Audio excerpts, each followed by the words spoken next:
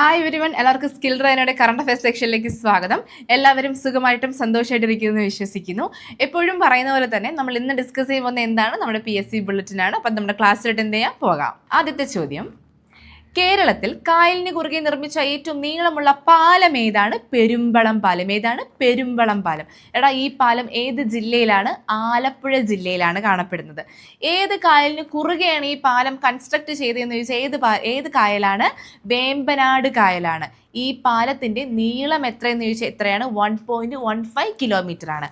എന്താണ് നമ്മളിപ്പോൾ ഡിസ്കസ് ചെയ്തത്? ഈ പാലം, അതായത് കേരളത്തിൽ കായലിന് കുറുകെ നിർമ്മിച്ച ഏറ്റവും നീളമുള്ള പാലം ഏതാണ്? പെരുമ്പളം പാലമാണ്. ഏത് ജില്ലയിലാണ് കാണപ്പെടുന്നത്? ആലപ്പുഴ. ഏതാണ്? ആലപ്പുഴ. ഇനി ഏത് കായലിന് കുറുകെയായിട്ടാണ് നിർമ്മിച്ചിട്ടുള്ളത്? വേമ്പനാട്. ഏതാണ്? വേമ്പനാട്.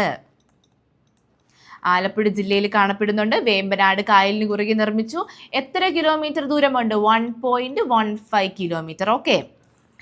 അടുത്ത ചോദ്യം, 2027 AI ഇമ്പാക്ട് ഉച്ചകോടിയുടെ വേദി എവിടെയാണ്? സ്വിറ്റ്സർലാൻഡ് ആണ്. എവിടെയാണ്? സ്വിറ്റ്സർലാൻഡ് ആണ്. 2027 AI ഇമ്പാക്ട് ഉച്ചകോടിയുടെ വേദി എവിടെയാണ്? സ്വിറ്റ്സർലാൻഡ്. സ്വിറ്റ്സർലാൻഡിൽ എവിടെയാണ്? ജനീവയിലാണ്. എവിടെയാണ്? സ്വിറ്റ്സർലാൻഡിൽ എവിടെയാണ്? ജനീവ. സ്വിറ്റ്സർലാൻഡിൽ ജനീവയിലാണ്. അങ്ങനെയാണെങ്കിൽ 2028 വേദി എവിടെയായിരിക്കുമോടാ? അത് UAE ആണ്. എവിടെ? UAE ആണ്. അപ്പോൾ 2027 വേദി സ്വിറ്റ്സർലാൻഡ് ആണെങ്കിൽ 2028 എവിടെയാണ്? UAE ആണ്. ഓക്കെ. അടുത്ത്, ഭീകരവാദത്തെ നേരിടുന്നതിനായി കേന്ദ്ര ആഭ്യന്തര മന്ത്രാലയം പുറത്തിറക്കിയ പുതിയ കർമ്മ പദ്ധതി ഏതാണ്? പ്രഹാർ. ഏതാണ്? പ്രഹാറാണ്. ഓക്കെ. അടുത്ത്, ഏഷ്യയിലെ ഏറ്റവും വലിയ നാവികാഭ്യാസ പ്രകടനമായ മിലൻ 2026 വേദി എവിടെയായിരുന്നു? വിശാഖപട്ടണമാണ്. എവിടെയാണ്? വിശാഖപട്ടണം എവിടെയാണ്? ആന്ധ്രാപ്രദേശാണ്. ഇത് എന്ന് മുതൽ എന്ന് വരെയാണ് കണ്ടക്ട് ചെയ്തത്? ഫെബ്രുവരി 15 മുതൽ 25 വരെയാണ് കണ്ടക്ട് ചെയ്തത്. ഏകദേശം 74 രാജ്യങ്ങൾ എന്ത് ചെയ്തിട്ടുണ്ട്? മിലൻ 2026 എന്ത് ചെയ്തിട്ടുണ്ട്? പങ്കെടുത്തിട്ടുണ്ട്. ഓക്കെ.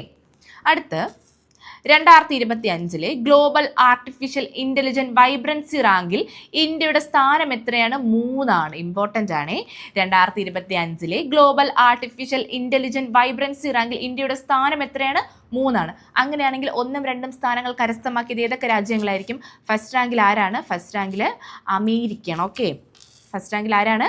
അമേരിക്കയാണ്. സെക്കൻഡ് റാങ്കിൽ ചൈനയാണ്. ഓക്കെ. ഫസ്റ്റിൽ ആരാണ്? ഫസ്റ്റിൽ അമേരിക്ക. സെക്കൻഡിൽ ആരാണ്? സെക്കൻഡ് റാങ്കിൽ ചൈനയാണ്. സെക്കൻഡ് റാങ്കിൽ ചൈന. തേർഡിലാണ് നമ്മുടെ ഇന്ത്യ വരുന്നത്. അപ്പോൾ 2025 ഗ്ലോബൽ ആർട്ടിഫിഷ്യൽ ഇൻ്റലിജൻറ്റ് വൈബ്രൻസി റാങ്കിൽ ഇന്ത്യയുടെ സ്ഥാനം ഏതാണ്? 3 ആണ്. അടുത്ത്, കേരളത്തിൽ ഭൂമി സംബന്ധമായ എല്ലാ രേഖകളും സുരക്ഷിതമാക്കാൻ റവന്യൂ വകുപ്പ് നടപ്പാക്കുന്ന ATM രൂപത്തിലുള്ള പുതിയ സംവിധാനം ഏതാണ്? Digital revenue card. എന്താണ്? Digital revenue card. ഇത് ശരിക്കും പറഞ്ഞാൽ ATM കാർഡ് പോലത്തെ ഒരു കാർഡാണ്.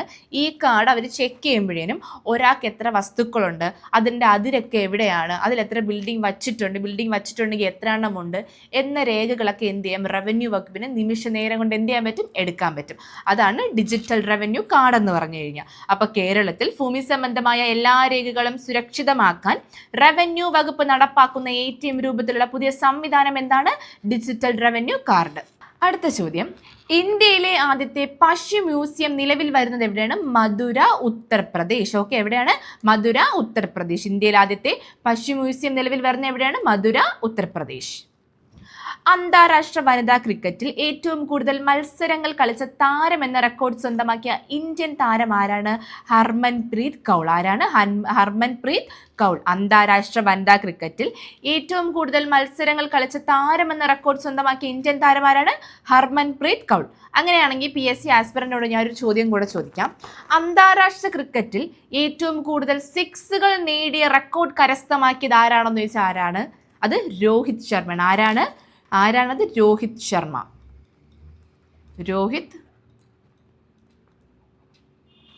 ശർമ്മ. അന്താരാഷ്ട്ര ക്രിക്കറ്റിൽ ഏറ്റവും കൂടുതൽ 6കൾ നേടിയ റെക്കോർഡ് കരസ്ഥമാക്കിയത് ആരാണ്? രോഹിത് ശർമ്മ. ഈ രോഹിത് ശർമ്മയ്ക്കും ഹർമൻപ്രീത് കൗളിനും വേറൊരു പുരസ്കാരം കൂടെ ലഭിച്ചിട്ടുണ്ട്. എന്താണെന്ന് അറിയാമോ? പത്മശ്രീയാണ്. 2026 പത്മശ്രീ ലഭിച്ചവരാണ് രോഹിത് ശർമ്മയും ഹർമൻപ്രീത് കൗറും. ഇവർക്ക് ഏകദേശം 113 പേരിൽ 2 പേര് ഇവരായിരുന്നു. കേരളത്തിൽ നിന്ന് എത്ര പേർക്ക് പത്മശ്രീ ലഭിച്ചിട്ടുണ്ട്? 3 പേർക്കാണ്. പേരറിയാവുന്നവർ എന്ത് ചെയ്യുക? ഒന്ന് താഴെ കമന്റ് ചെയ്തിരിക്കുക. അപ്പോൾ അന്താരാഷ്ട്ര വനിതാ ക്രിക്കറ്റിൽ ഏറ്റവും കൂടുതൽ മത്സരങ്ങൾ കളിച്ച താരം എന്ന റെക്കോർഡ് സ്വന്തമാക്കിയ ഇന്ത്യൻ താരം ആരാണ്? ഹർമൻപ്രീത് കൗറാണ്. അടുത്ത്, കുട്ടികളിലെ കാഴ്ചക്കുറവ് പരിഹരിക്കാൻ കുറഞ്ഞ നിരക്കിൽ മികച്ച ചികിത്സ ലഭ്യമാക്കുന്നതിന് കൊല്ലം ജില്ലയിൽ ആരംഭിച്ച പദ്ധതി ഏതാണ്? ദൃഷ്ടിയാണ്. ഓക്കെ. വ്യോമസേനയുടെ വായുശക്തി 2026 അഭ്യാസത്തിന് വേദിയാകുന്നത് എവിടെയാണ്? പൊഖ്റാൻ, രാജസ്ഥാൻ. എവിടെയാണ്? പൊഖ്റാൻ, രാജസ്ഥാൻ. അടുത്ത്, പ്രഥമ ഏഷ്യൻ ബദിര 2020 കപ്പ് ക്രിക്കറ്റ് കിരീടം നേടിയ രാജ്യം ഏതാണ്? ഇന്ത്യയാണ്. പ്രഥമ ഏഷ്യൻ ബദിര 2020 കപ്പ് ക്രിക്കറ്റ് കിരീടം നേടിയ രാജ്യം ഏതാണ്? ഇന്ത്യയാണ്. ഫൈനൽസിൽ ഇന്ത്യയും ശ്രീലങ്കയും കൂടിയാണ് മത്സരിച്ചത്. ഏകദേശം 6 വിക്കറ്റിനാണ് ഇന്ത്യ എന്ത് ചെയ്തത്? വിജയം കരസ്ഥമാക്കിയത്. 2026 ഫിഫ ലോകകപ്പിന് അഡിഡാസ് പുറത്തിറക്കിയ ഔദ്യോഗിക പന്ത് ഏതാണ്? ട്രയോണ്ട. ഏതാണ്? ട്രയോണ്ട. എന്തായിരുന്നു നമ്മുടെ ചോദ്യം? 2026 ഫിഫ ലോകകപ്പിന് അഡിഡാസ് പുറത്തിറക്കിയ ഔദ്യോഗിക പന്ത് ഏതാണ്? ട്രയോണ്ട. ഈ പന്തിന്റെ രൂപകൽപ്പന, അതായത് ഇതിന്റെ കളർ കൂടെ നമുക്ക് എന്ത് ചെയ്യാനുണ്ടോ ഒന്ന് അറിഞ്ഞിരിക്കേണ്ടതായിട്ടുണ്ട്. ഫുൾ വൈറ്റ് കളർ നിറത്തിൽ ചുമപ്പ്, പച്ച, നീല ഇവർ ഈ നദി ഒഴുകി കൂടിച്ചേരുന്നത് പോലെയാണ് എന്ത് ചെയ്തിട്ടുള്ളത്? ഇത് രൂപകൽപ്പന ചെയ്തിട്ടുള്ളത്. ഈ ചുമപ്പ്, പച്ച, നീല ഓരോ കൺട്രീസിനെ റെപ്രസെന്റ് ചെയ്യുന്നുണ്ട്. ഏത് കൺട്രീസ് ആണ്? റെഡ് കളറ് കാനഡ ഇൻഡിക്കേറ്റ് ചെയ്യുന്നുണ്ട്. ഏത് രാജ്യമാണ്? കാനഡ. ഗ്രീൻ ആണെങ്കിലോ മെക്സിക്കോയാണേ. മെക്സിക്കോ. ഇനി ബ്ലൂ ഏതാണ്? US-നെയാണ്. ഇത്രയും കൂടി നിങ്ങൾ അറിഞ്ഞിരിക്കുക. അപ്പോൾ 2026 ഫിഫ ലോകകപ്പിന് അഡിഡാസ് പുറത്തിറക്കിയ ഔദ്യോഗിക പന്ത് ഏതാണ്? ട്രയോണ്ടയാണ്. അതിലുള്ള നിറങ്ങൾ ഏതൊക്കെ രാജ്യങ്ങൾ ഇൻഡിക്കേറ്റ് ചെയ്യുന്നുണ്ട്? റെഡ് ആണെങ്കിൽ കാനഡയാണ്, ഗ്രീൻ ആണെങ്കിൽ മെക്സിക്കോ ആണ്, ബ്ലൂ ആണെങ്കിൽ ഏതാണ്? US ആണ്. ദേശീയ മലിനീകരണ നിയന്ത്രണ ബോർഡിന്റെ റിപ്പോർട്ട് പ്രകാരം ഇന്ത്യയിലെ ഏറ്റവും മലിനമായ നഗരം ഏതാണ്? ഗാസിയാബാദാണ്. എവിടെയാണത്? ഉത്തർപ്രദേശിലാണ്. ദേശീയ മലിനീകരണ നിയന്ത്രണ ബോർഡിന്റെ റിപ്പോർട്ട് പ്രകാരം ഇന്ത്യയിലെ ഏറ്റവും മലിനമായ നഗരം ഏതാണ്? ഗാസിയാബാദ്. എവിടെയാണത്? ഉത്തർപ്രദേശിലാണ്. ആദ്യം ഗാസിയാബാദ് ആണെങ്കിൽ രണ്ടാമത് ഏത് നഗരമായിരിക്കും? നോയിഡ. ഏതാണ്? ഏത് നഗരമാണ് രണ്ടാമതുള്ളത്? നോയിഡ. ഓക്കെ, ഇത് സെക്കൻഡ് ആണ്. ഇനി തേർഡ് കൂടെ നിങ്ങളൊന്ന് അറിഞ്ഞിരിക്കുക. ഏതായിരിക്കും? ഡൽഹിയാണ്. തേർഡ് ഏതാണ്? ഡൽഹിയാണ്. ആദ്യം ഗാസിയാബാദ്, രണ്ടാമത് നോയിഡ, മൂന്നാമത് ഡൽഹിയാണ്. ഓക്കെ.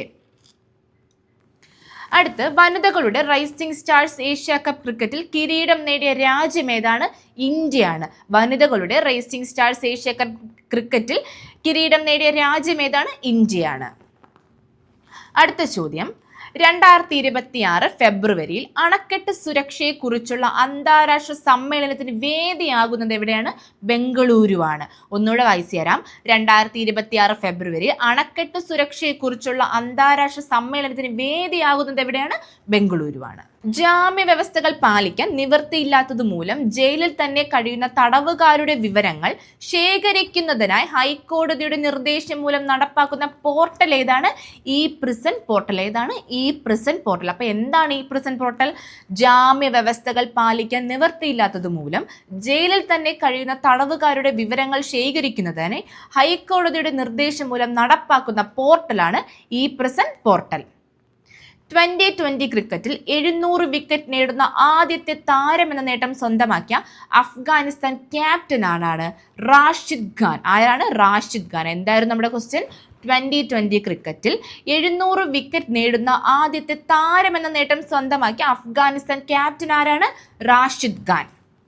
അടുത്ത്, അന്താരാഷ്ട്ര വനിതാ ദിനം എന്നാണ്? മാർച്ച് 8 അന്താരാഷ്ട്ര വനിതാ ദിനം എന്നാണ്? മാർച്ച് 8 മാർച്ച് 8 അന്താരാഷ്ട്ര വനിതാ ദിനത്തിൽ ഒരു പ്രമേയമുണ്ട്. ഇതിൽ എന്താണ്?